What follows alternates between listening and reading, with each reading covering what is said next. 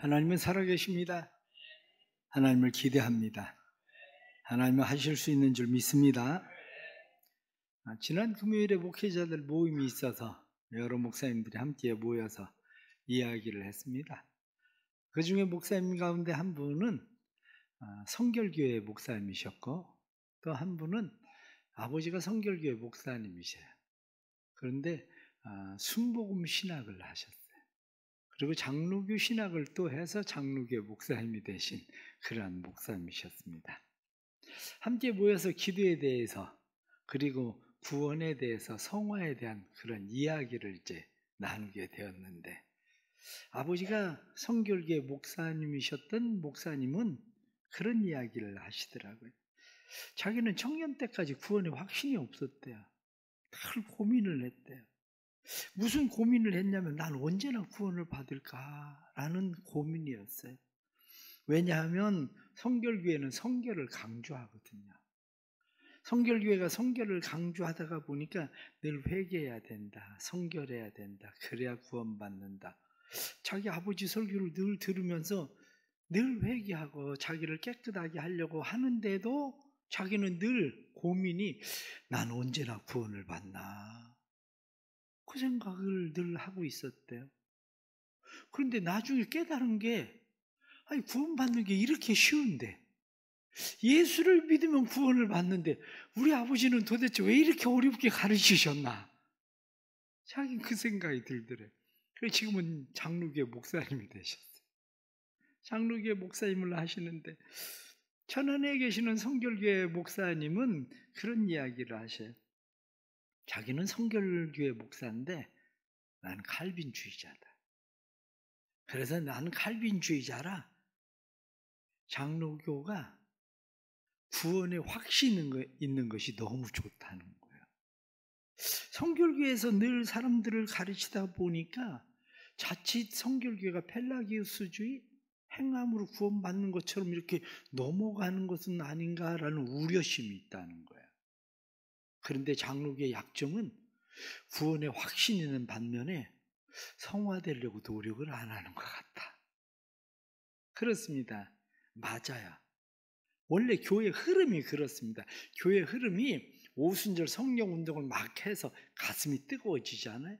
가슴이 뜨거운 성도들이 막 주님을 위해서 뭔가를 막 열심을 내기 시작합니다. 뜨겁게 열심을 내는데, 중요한 것은 왜 가지? 어디로 가지? 그걸 잊어버려.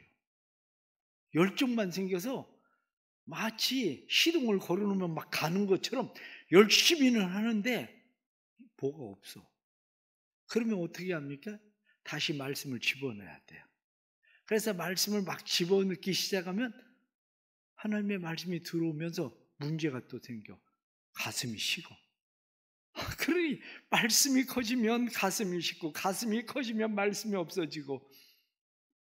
그래서 원래 교회라고 하는 것은 성화, 예수를 믿으면 우리가 성화된다는 것을 믿어요. 그런데 성화되기 전에 우리가 겪는 과정이 지난 시간에 말씀을 드린 칭의거든요. 칭의, 그래서 성화. 그런데 예수 믿고 사람이 착하게 열심히 막 살다가 보면 성화된 사람일수록 문제가 뭐냐면, 내가 뭘 잘해가지고 착한 일을 많이 하고 거룩해져서 구원받는 것 같은 착각에 빠져. 그러면 그걸로 구원받는 것이 아니다. 이신득의 믿음으로 말미암아 구원받는다. 그걸 강조해. 그런데 또 문제는, 내가 믿음으로 구원받는다고 생각을 했는데 말씀 몇 가지가 딱 부딪히면, 난 구원 못 받았나? 또 이게 생겨요. 그러니까 신앙이 올라갔다 내려갔다 이쪽으로 갔다 저쪽으로 갔다 왔다 갔다 하기 시작을 하는데, 이 신앙은 원래 둘 사이의 밸런스를 얼마나 잘 맞추느냐의 문제예요. 한마디로 칭의와 성화 둘의 밸런스를 얼마나 잘 맞추느냐, 이 문제입니다. 그런데 신앙생활이 아직 어린 사람, 신앙생활에 잘못 배운 사람들은 왔다 갔다 해요. 어느 날은 내가 믿음으로 구원받은 것 같아. 그런데 말씀 몇 마디 딱 부딪히면 그게 확 깨져 버립니다. 야고보서 2장 20절에 나타나는 말씀처럼 허탄한 사람아, 행함이 없는 믿음이 죽은 믿음인 줄 알지 못하느냐, 이렇게 얘기하면 난 죽은 믿음이구나. 그러니까 난 구원 못 받게 생겼는데, 이런 생각이 들어와. 그런데 말씀이 또 들어와. 요한일서 3장 6절의 말씀 보면 그 안에 거하는 자마다 범죄하지 아니하노니 죄를 짓지 않는다는데, 그럼 나는 죄를 자꾸 짓는데 난 구원으로부터 멀어지게 생겼구나. 그런데 결정적인 말씀이 생겨요. 그게 마태복음 7장 21절 말씀 보면 나더러 주여 주여 하는 자마다 다 천국에 갈 것이 아니라 아버지의 뜻대로 하는 자라야 천국에 간다. 이 말씀이 딱 들어오면 그래, 결국 나는 구원을 못 받는 거야. 나는 주여 주여 하고는 있지만 나는 구원을 받을 수가 없어. 그러니까 어느 날은 천국으로 갔다가 어느 날은 지옥으로 갔다가, 오전에는 천국으로 갔다가 오후에는 지옥으로 갔다가 왔다 갔다 하는 신앙생활이 반복되는 사람들이 의외로 많습니다. 정말 그럴까요? 그러나 제가 분명하게 말씀을 드립니다. 구원은 행함으로 이루어지지 않는 줄 믿으시길 바랍니다. 구원은 행함으로 이루어지는 게 아닙니다. 구원은 행함으로 이루어지는 것이 아니라 구원은 믿음으로 이루어집니다. 구원은 하나님의 은혜의 선물이에요. 만약 내가 예수를 믿고 싶어서 예수를 믿는 것 같으면 내가 선택한 행함이잖아요. 그러니까 그건 내 의로 구원받은 거예요. 그러나 믿는다는 것이 내가 믿고 싶어서 믿어지는 게 사실 아닙니다. 난 이성적으로 지금 제가 생각을 해도 동정녀 마리아에게서 예수님이 태어난다는 게 이해가 안 갑니다. 그런데 문제는 뭐냐면 내가 그게 믿어진다는 거지. 나는 하나님이 믿어지고 천국이 믿어진다는 거죠. 그런데 어떤 사람은 신앙생활을 오래 해도 잘 믿고 싶어. 그런데 하나님이 안 믿어지는 걸 어떡하겠어요? 천국이 안 믿어지는 걸, 지옥이 안 믿어지는 걸, 심지어는 목사가 돼도 안 믿어지는 사람도 있어요. 장로가 되고 권사가 돼도 안 믿어지는 사람이 있습니다. 안 믿어지는 걸 어떻게 하겠어요? 그래서 구원은 내 의로 구원받는 것이 아니라 하나님의 주시는 은혜입니다. 구원은 하나님의 은혜로 이루어지는 줄 믿습니다. 그런데 더러는 인터넷을 들어보면 어떤 사람들은 구원이 행위로 구원을 받는 것처럼 강조하는 사람들이 의외로 많습니다. 그렇게 하면 구원 못 받는다는 식으로. 그런데 여러분, 그거는 이런 거예요. 애들이 집에서 엄마 말 안 듣잖아요. 그러면 부모들이 주로 무슨 얘기합니까? 너 그러면 이제 내 자식 안 할 거야. 그런다고 자식이 안 되나요? 그래도 자식이 돼요. 마찬가지입니다. 사람들이 인터넷이나 이런 데에서 듣고 난 구원 못 받는 거 아니야? 이런 생각을 하게 되는데, 만약 우리의 행함으로 구원을 받는다고 생각하면, 내가 예수를 믿고 선택해서 구원을 받는다고 생각하면 진짜 전 억울합니다. 아니, 목사가 왜 억울하냐? 나는 모태신앙이에요. 다른 사람들처럼 해볼 거 다 해보고 예수 믿었으면 재밌었을 것 같아. 그런데 어렸을 때부터 그냥 자연스럽게 예수를 믿어가지고 다른 사람들을 해보고 싶은 거 해본 일이 별로 없어. 거의 없지 뭐. 그러면 예수를 늦게 믿을수록 좋은 거 아니에요? 왜? 예수님과 함께 십자가 못 박혔던 강도는 주여 당신의 나라에 임할 때 나를 기억하소서. 그랬더니 네가 나와 함께 오늘 낙원에 이르리라. 그 바람에 구원받았잖아. 내가 죽기 바로 직전에 내가 예수님 믿습니다. 내 죄를 용서하시고 나를 받아주십시오. 그러면 구원받으면 세상에서 지 맘대로 살다가 하고 싶은 거 다 하고 살다가 그러고 나서 구원받으면 내가 생각하기엔 재밌을 것 같아. 왜 그러냐면 어렸을 때부터 예수를 믿다 보니까 문제가 뭐냐면 죄를 죄로 알지 못하면 양심의 가책을 받을 일이 없어요. 누가 나한테 악한 짓을 해서 그래 내가 너 언젠가 뜨거운 맛을 한번 보여주겠다. 마음 가운데 앙심을 품고 보복을 하기 위해서 무엇을 막 준비합니다. 예수를 믿기 전에는 양심에 가책받을 일이 없어요. 왜냐? 아직 보복은 안 했잖아. 보복을 해서 그 사람이 폭삭 망했으면 마음에 좀 걸림이 생기겠지. 그런데 아직 실행도 안 했으니까 양심에 가책받을 일이 없어요. 그런데 예수를 믿으면 교회 오면 야 이것도 이런 마음 품으면 안 되는데 이것도 아닌 것 같은데 양심에 계속 가책을 받아. 아니 그러니 힘들지. 아예 처음부터 몰랐으면 편했을 텐데. 우리가 살아가는 일들이 그렇습니다. 사람들이 죄가 무엇인지 알지 못할 때는 죄책감에 시달리지 않는데 죄가 무엇인지 알고 나면 죄책감에 점점 더 시달려요. 그래서 성결교회 목사님이 무슨 얘기를 하냐면 성결교회는 성결, 거룩함을 강조하다가 보니까 사람들이 죄책감에 지쳤다는 거예요. 거기로부터 자유하는 게 아니라 나는 어쩔 수 없는 인간이다라는 죄책감에 지쳐버렸다는 거예요. 그러면 장로교회 교인들은 난 예수를 믿음으로 말미암아 구원받으니 내가 이제 무슨 일을 해도 난 구원받을 수 있다 이렇게 생각하면 그 사람은 또 죄를 지 맘대로 져도 예수님이 다 용서할 거 아니냐 이렇게 생각할 수 있지 않냐 이렇게 생각합니다. 그러나 성경은 뭐라고 이야기하느냐? 로마서 6장 1절 2절 말씀 보면 그런즉 우리가 무슨 말하리요? 은혜를 더하려고 죄에 거하겠느냐? 그럴 수 없느니라. 죄에 대하여 죽은 자가 어찌 죄 가운데 살리요? 내가 방을 어지럽힌다고 해도 엄마가 방을 깨끗이 청소해 줘요. 그럼 어머니가 방을 깨끗이 청소해 주니까 나는 마구 방을 어지럽혀도 되는 건가요? 그럴 수도 있어요. 엄마가 얘기합니다. 너 다시 방 이렇게 어지럽히면 네 방이 돼지우리가 되든지 쓰레기장이 되든지 난 상관 안 해. 그래도 그 다음에 가보면 청소 또 해놨어. 그게 엄마야.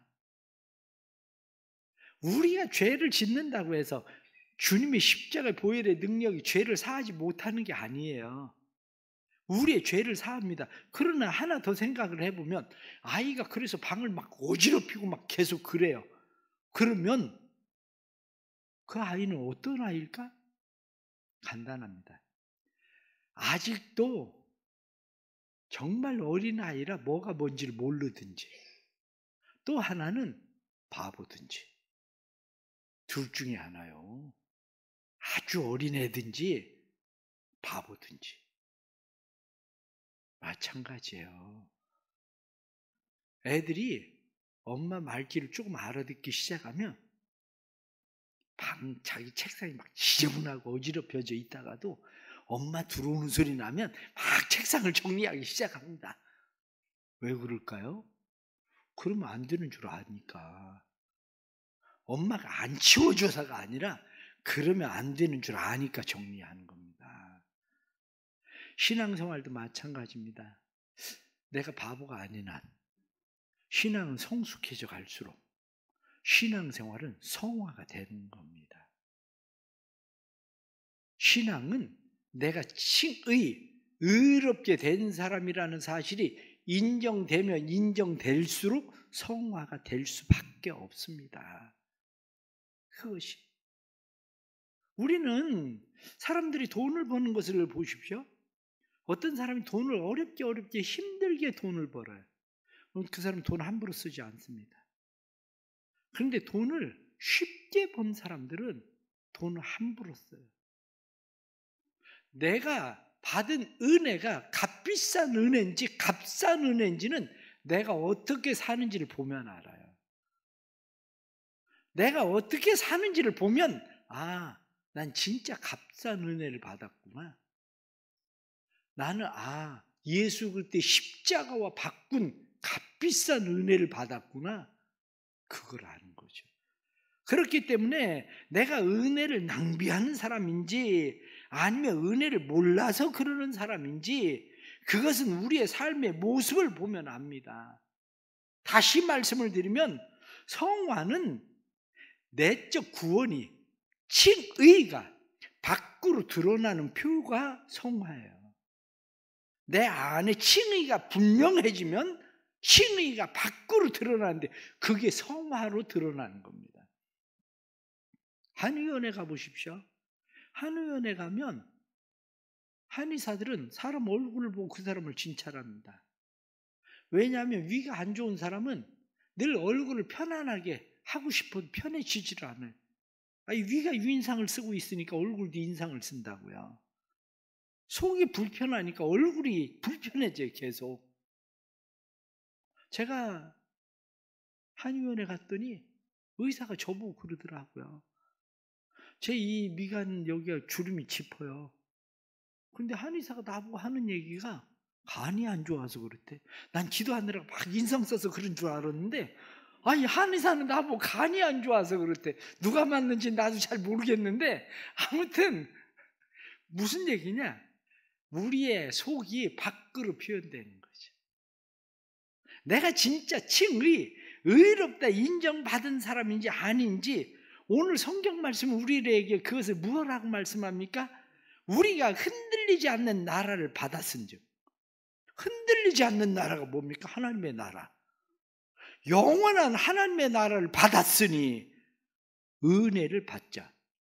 그 은혜가 뭡니까? 칭의, 하나님의 자녀된 은혜, 구원의 은혜. 우리는 하나님의 자녀가 되었어요. 구원의 은혜를 받았어요. 그렇기 때문에 은혜를 받자. 이건 내 노력이라 내 열심으로 된 게 아니라 순전한 하나님의 은혜로 된 거예요. 은혜를 그냥 받아들여. 그래서 난 구원받은 거 맞아.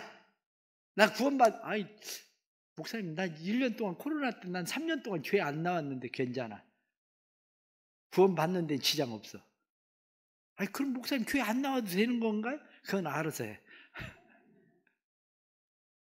그런데 분명한 것은 그것 때문에 우리의 구원이 무너지는 건 아니라는 거예요. 은혜를 받자 이렇게 말씀한 것처럼 구원은 우리의 행위로 구원받는 게 아니라 구원은 전적인 하나님의 은혜. 누구든지 저를 믿으면 멸망치 않고 영생을 얻는다 말씀하신 대로 구원받는 거예요. 자녀가 되는 권세를 주셨으니 하고 말씀한 대로 하나님의 자녀가 되는 권세를 받은 겁니다. 그런데 성경은 우리에게 뭐라고 말씀합니까? 이로 말미암아 경건함과 두려움으로 하나님을 기쁘게 섬길지니라. 경건함? 유레베이야? 그런데 유레베이라는 말이 두려움, 경외, 하나님을 두려워하는 마음, 하나님을 경외하는 마음. 두려움이라고 되어 있는 것이 데오스라고 되어 있는데 그것이 마찬가지로 하나님을 경외함, 하나님을 두려워함. 이거예요.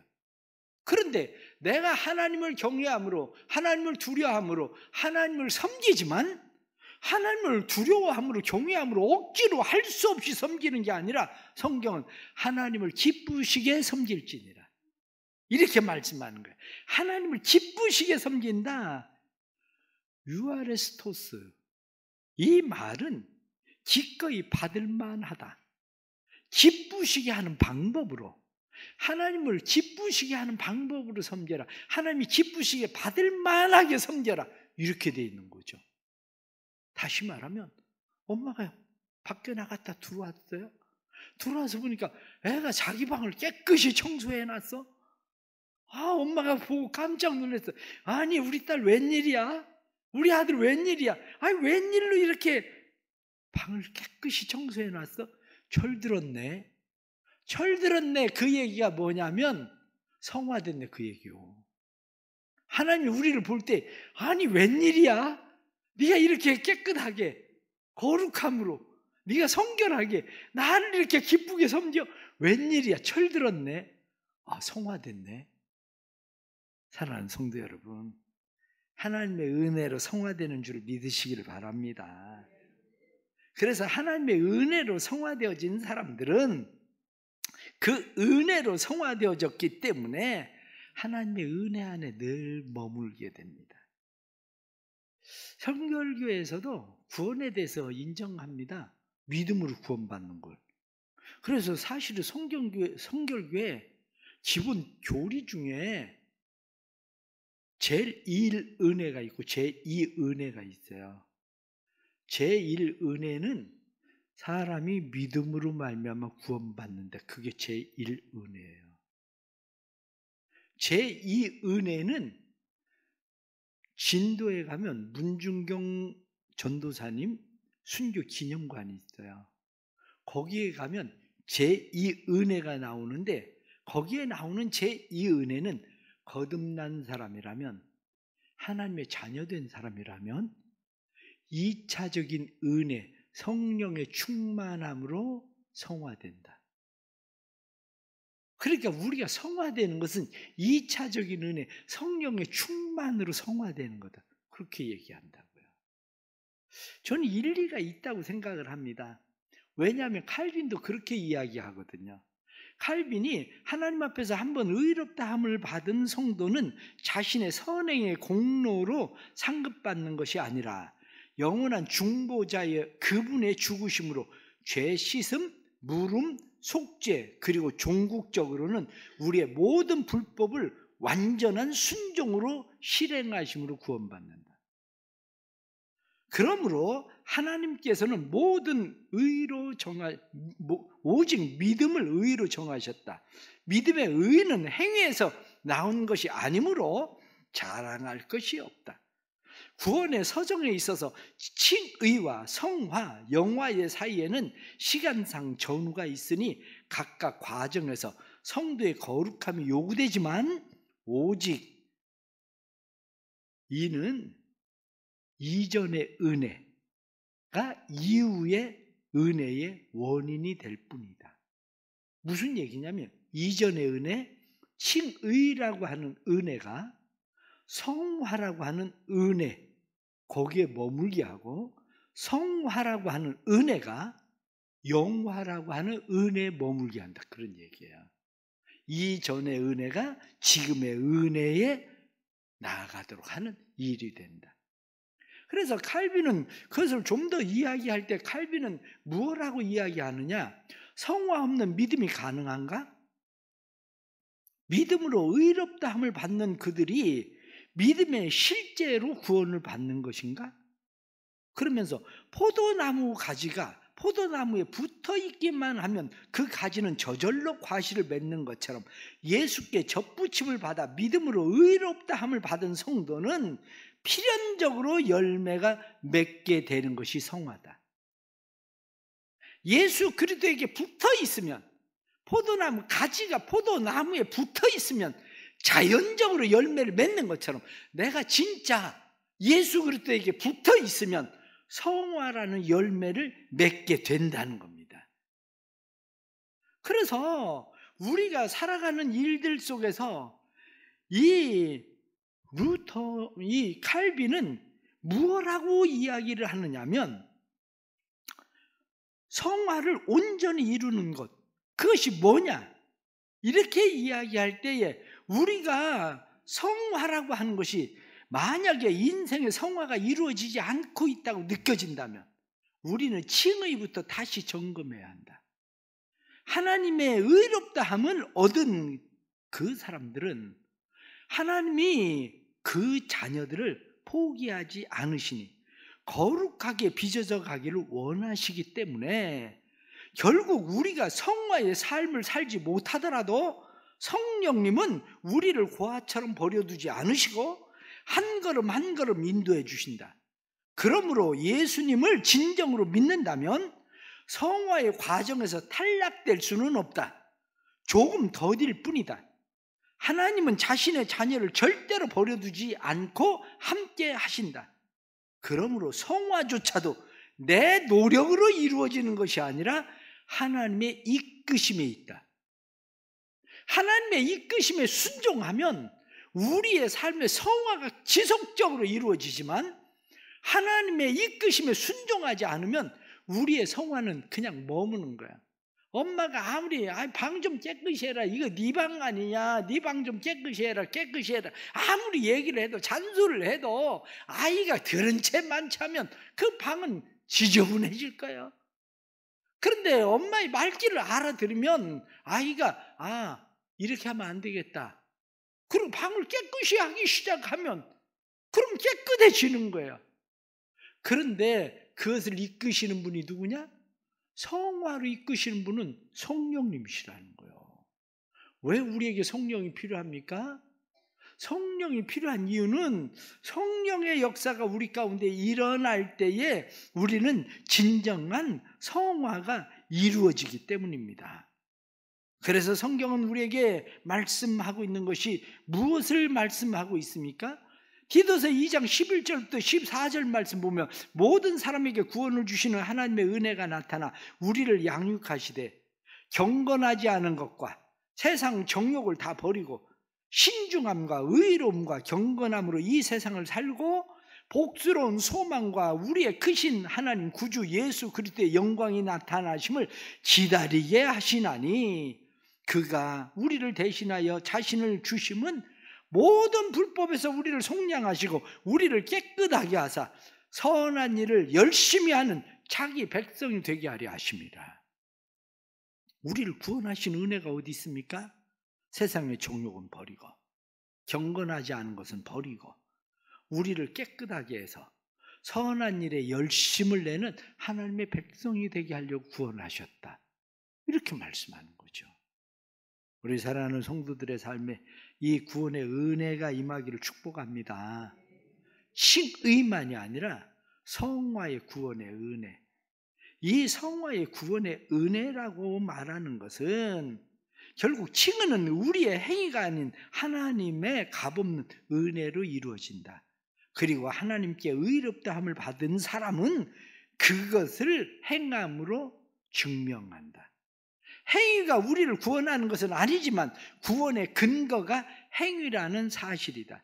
즉 삶의 선한 열매를 통하여 구원받은 사람은 성화를 통해서 증명한다. 내가 구원받았다는 사실을 성화를 통해서 증명함으로 내가 구원의 확신에 더 거하는 거예요. 왜 구원의 확신이 자꾸 흔들리느냐? 그것은 우리의 삶이 성화되지 않으면 않을수록 구원의 확신이 스스로 흔들리는 거예요. 하나님이 너 내 자식 아니야 이렇게 해서 흔들리는 게 아니고 내가 그 구원의 확신을 갖지 못하는 것은 성화되지 않은 내 스스로의 삶에 의해서 그것이 흔들린다. 그렇게 이야기를 하는 겁니다.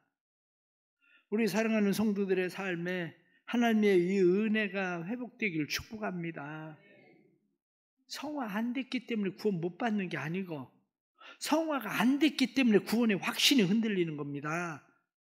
성화는 구원받은 사람들에게 당연히 맺어지는 열매입니다.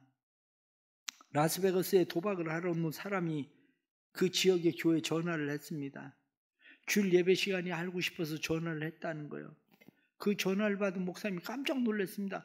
아니 라스베가스에 놀러 온 사람이 주일날 교회로 오겠다고 전화를 하다니. 그래가지고 아주 친절하게 예배 시간을 잘 알려주었습니다. 그런데 그 사람이 그 다음 이야기를 합니다. 사실은 목사님, 제가 꼭 교회를 간다는 건 아니고요. 도박과 파티와 멋진 여인들과 어울릴 생각인데 그게 기대만큼 재미가 없으면 교회를 가볼까 하고요. 전화를 한 겁니다.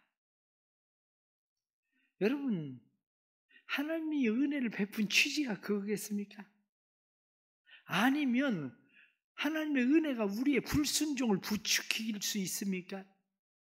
윌리엄 퍼킨스는 이야기하기를 부르심, 회심, 중생, 칭의, 입양, 성화, 견인은 예수의 피로 연결된 값비싼 황금 사슬이다. 이들은 서로 연결되어 있으며 한 부분에서 끊어진 것이 아니다. 이 사슬에서 우리를 끊어놓을 수 있는 것은 아무것도 없다. 성령이 이 일에 대하여 우리에게 보증이 되어주시는 분이시다. 이건 도막도막 끊어진 게 아니라 연결되어 있는 거라는 거죠. 그래서 구원은 원래 반쪽짜리가 없습니다. 구원은 반쪽 구원이 아니라 구원은 완전한 겁니다. 구원은 완전한 것인데 그 구원받은 사람들이 구원받은 백성으로 하나님 앞에 어떻게 살아가느냐의 문제인 것이죠. 그러기에 그리스도인들의 삶은 억지로나 부득이한 삶이 아닙니다. 은혜는 뭐냐? 은혜는 죄로부터 우리를 자유하게 하는 힘입니다. 은혜는 율법으로부터 우리를 자유하게 하는 힘입니다. 억지로가 아니라 기쁘게, 즐겁게 하나님을 섬길 수 있게 하는 힘이 어디에 있느냐? 바로 이 은혜 가운데 있습니다. 성도들이 잘못 착각하고 있는 게 있습니다. 그게 뭐냐면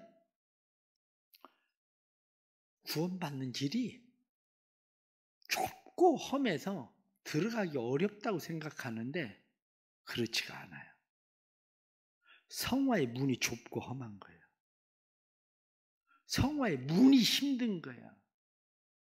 구원은 내가 예수를 믿음으로 구원받는 거지만 성화는 좁고 힘든 그 문으로 들어가서 좁은 길, 비좁은 그 길로 가는 거, 그게 뭐냐? 그게 바로 성화의 삶입니다. 우리 성도들 안에 이 성화의 삶, 이 삶 끝에서 예수 그리스도의 구원의 은혜, 감격을 만날 수 있기를 축복합니다. 그래서 칭의의 옷이 우리에게 입혀지는 은혜가 있기를 바랍니다. 한 남자가 꾀죄죄하고 아주 남루하고 지저분한 더러운 옷을 입고 살고 있었습니다. 그런데 웬일인지 정말 예쁘고 고상하고 그리고 잘생긴 그 아가씨가 이 남자를 좋아하게 된 거예요. 그래서 마침내 아주 더럽고 지저분하고 꾀죄죄한 이 남자와 두 사람이 사랑을 하게 돼서 결혼을 했어요. 이 결혼을 했는데 남자가 자기 아내에게 나는 목욕하는 게 귀찮아. 옷 갈아입는 게 귀찮아. 나는 한 달에 한 번만 목욕하고 한 달에 한 번만 나 옷을 갈아입을 거야. 내 방은 신경 쓰지 마. 내 방은 내가 알아서 할 테니까 내 방은 신경 쓰지 말고 내버려 둬. 만약 그런 남자가 있다면 여러분 정상이라고 생각합니까? 그렇지 않을 거예요. 그런 남자가 있다면 그건 비정상일 거예요. 그렇게 한다고 해서 그 여자가 그 남자를 버리지는 않을 거예요. 왜냐? 원래 그런 남자를 사랑했으니까. 그런데 중요한 것은 내가 이 여자를 사랑하기 시작하면서부터 내가 달라지는 거예요. 내가 달라지기 시작하면 아내에게 그런 이야기합니다. 여보 미안해. 내가 옷 자주 갈아입으면 당신이 세탁기에 넣어서 빨아줄 텐데 난 옛날 습관이 있어서 옷 자주 갈아입는 걸 잊어버려. 그래서 내가 옷을 안 벗어서 여보 미안해. 여보 내가 자주 목욕을 하고 싶은데 난 목욕하는 게 귀찮아서 잊어버려. 그래 미안해. 오히려 그렇게 얘기해야 정상 아닙니까? 그러면 이 남자가 꾀죄죄한 옷을 입고 누더기 같은 옷을 입고 밖에 나가면 사람들이 뭐라고 얘기하겠어요? 참 아깝다 아까워. 저 여자가 어쩌다 저런 남자를 사랑했지? 어쩌다 저런 남자하고 살지? 참 아깝다. 참 너무 아깝다. 저 남자는 복이라고 생각지를 못하는구나. 참 어리석게 그지없다. 그렇게 생각할 거예요. 여러분이 밖에 나가면 똑같아요. 여러분이 밖에 나가면 사람들이 야 구원이 아깝다. 어쩌다 예수님이 저런 인간을 위해서 죽으셨을까? 여러분들이 밖에 나가면 사람들이 야 은혜가 아깝다. 어떻게 저런 인간에게 은혜를 또 베풀까? 그렇다고 해서 하나님 우리를 버리지는 않아. 그런데 세상 사람들이 우리를 보면서 야 저 인간에게 은혜를 주는 게 아깝다. 저 인간에게 구원을 베푸는 게 아깝다. 우리가 비정상인 거요. 우리가. 그러기에 그리스도인들은 끊임없이 자기 자신을 거룩함에 이르게 하려고 두렵고 떨림으로 하나님을 섬기는 것뿐만 아니라 말씀에 나타난 것처럼 하나님을 기쁘시게 섬길지니라 이렇게 말씀한 대로 아니 내가 사랑하는 여자를 위해서 목욕하고 옷 갈아입고 방 청소하고 여보 이제 손 안 대도 돼 내가 알아서 깨끗이 할게 이렇게 얘기하는 게 정상이지. 우리 성도들이 칭의 구원의 확신이 있다면 성화에 이를 수 있기를 축복합니다. 성화에 이르러서 예수 그리스도의 의가 우리 안에 있는 것이 밖으로 드러나는, 행위로 표현되는 성화의 은혜가 사랑하는 성도들의 복이 되기를 간절히 바랍니다. 기도하겠습니다. 모든 사람을 구원하시는 하나님께서 경건하지 않은 정욕에 빠져 있는 우리들에게 선한 일에 열심을 내는 하나님의 백성들이 되게 하기 위하여 구원해 주시니 감사합니다. 구원받은 우리가 하나님의 은혜에 구원 입은 자들로서 하나님 앞에 온전히 살아갈 수 있도록 주님 도와주옵소서. 한 사람의 범죄로 말미암아 세상에 사망이 왔고 한 사람의 은혜의 선물로 말미암아 우리에게 그 생명이 왕노릇한다 하셨으니 예수 그리스도의 은혜의 생명이 우리 안에 왕노릇하는 선한 열매, 의의 열매 맺는 성화의 삶이 우리 안에 이루어지도록 주님 도와주옵소서. 구원받은 백성들이 성화의 좁은 길, 그 길을 힘써 걸어갈 수 있도록 도와주시고 구원받은 백성들이 구원받은 하나님의 은혜 감사함으로 구원의 근거가 행함이 아니라는 사실은 깨닫지만 우리가 구원받는 사람들이 행함이 구원받은 사람의 근거가 된다는 사실도 알게 도와주옵소서. 예수님의 이름 받들어 기도드리옵나이다. 아멘.